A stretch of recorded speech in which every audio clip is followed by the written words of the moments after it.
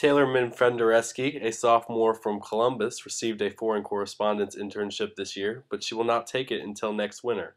Instead, she will study abroad in Uganda this summer. My name is Taylor McFendereski, and I am a sophomore HTC journalism major with an emphasis on broadcast. The Uganda Study Abroad program allows us to do an internship, to also take classes, and then there's like 3 different classes we're taking that are all journalism related. So it'll be a good way for me to experience Africa while also being able to implement journalism. Taylor's interest in international journalism started at an early age.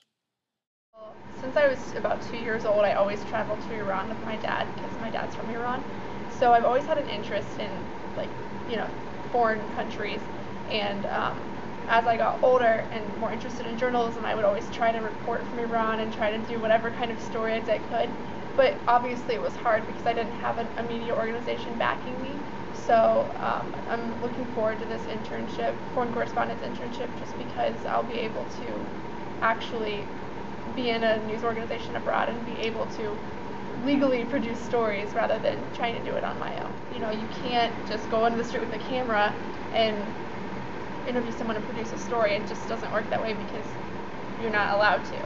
So I would have to, I didn't do any crazy stories when I was there, but I interviewed a journalist about press freedom issues, and he told me about the government restrictions that they placed and like how they would get a fax every day saying what they couldn't publish in their paper.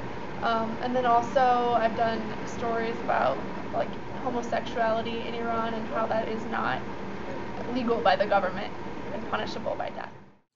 Taylor isn't sure where she's going to spend her internship yet, but she hopes it will lead to a career covering major foreign events.